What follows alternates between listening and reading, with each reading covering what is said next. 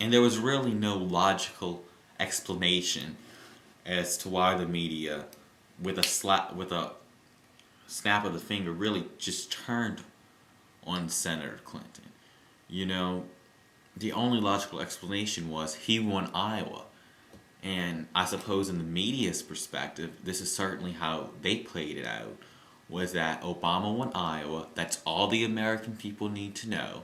They don't need to know about Obama's record. They don't need to know about what qualifies Obama to be president. All they need to know is Obama won 1 out of 50 states. And now they wanted a coronation. You know, I can't really explain the media's obsession with Obama and their hate for Senator Clinton. Maybe I can explain it for Senator Clinton, the hate that the media has for.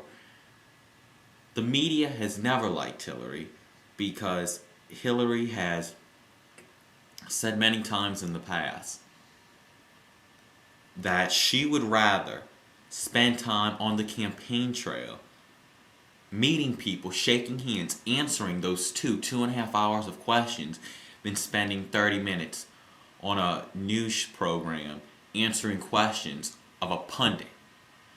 You know, and I think when you think about that, that has a lot of merit. You know, answering 2 hours of questions from the actual voters is much more powerful than answering questions from a pundit who all asks the same questions over and over again, many of which don't even affect real people in their real lives. So I think she could be commended for not trying to be the media's darling, for trying to stand up and say, media, you're important, but what's more important is the actual voters, the actual American people that I meet out on the street.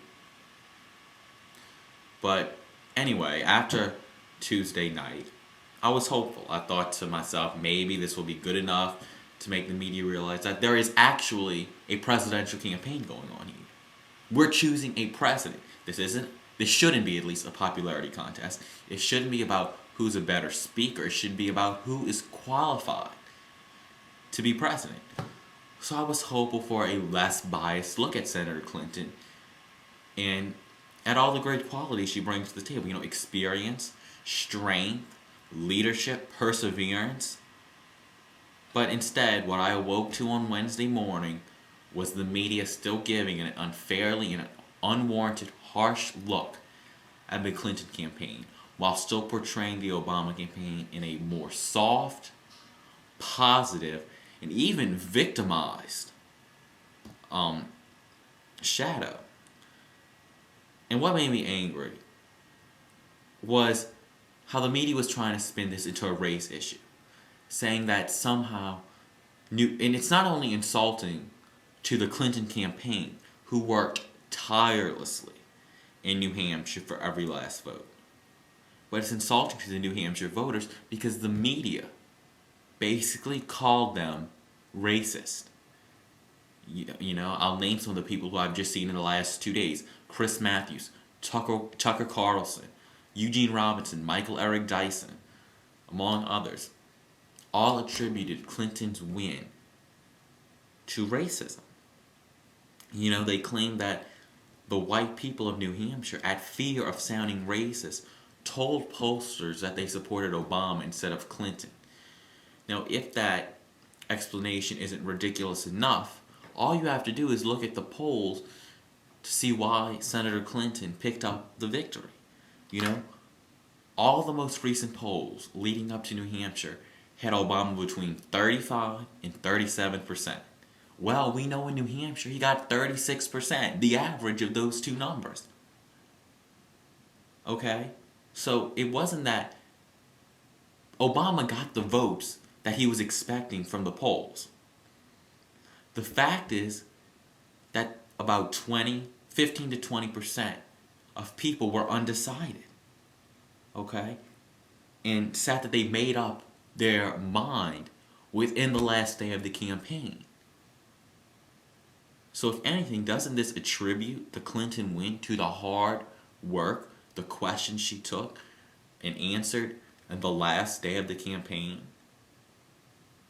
It wasn't Obama's numbers in the polls that were wrong, it was Clinton's. The fact of the matter is that Hillary Clinton worked her butt off and won over New Hampshire voters, those undecideds. So give credit where credit is due. You know, when Obama won Iowa, I didn't hear anyone in the media or even the Clinton campaign crying out that Iowa was sexist, as they are now saying that New Hampshire's racist.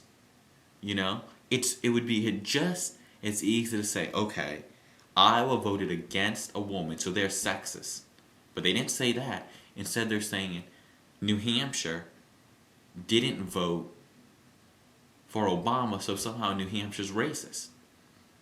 You know, that's double standards right there. Simply put it, Obama is the media's baby. You know, it's not fair, it's not right, but it is for right now reality. What the American people, and I encourage every one of you to do, is to give the media a reality check. The media does not get to decide who our next president is going to be.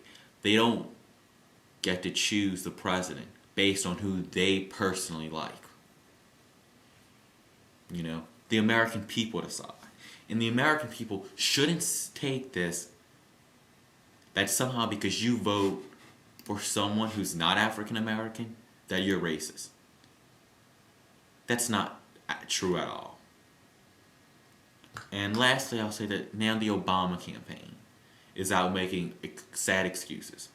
You know, their latest spin laid out by Obama's co-chair, Jesse Jackson Jr. Basically it said the only reason Hillary won was because she got teary-eyed when asked a very deep emotional question.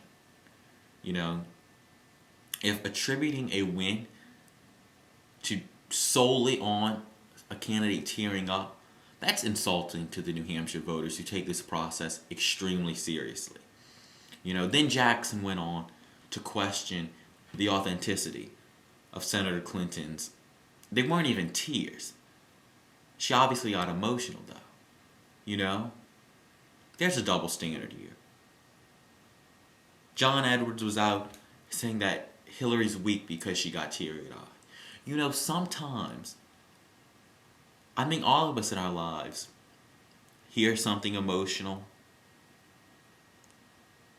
and it brings tears to our eyes. It's not a sign of weakness, it's a sign of passion, and it's a sign that we're being moved. You know, that something is moving to us. So to either say that there was a racist undercurrent to Clinton's win, or to say that it's only because she got emotional that somehow Hillary Clinton is held to a different standard. She can't be emotional, and anyone who votes for her is racist, which is ludicrous because the Clintons have stood up for African Americans and have stood for them for decades. You know, I just want to conclude by giving big credit, big kudos to people like Pat Buchanan, Dan Abrams, Craig Crawford, and Rachel Maddow. They basically said, in essence, enough is enough, you know.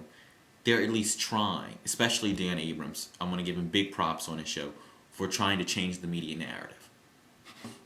You know, and they deserve credit for that.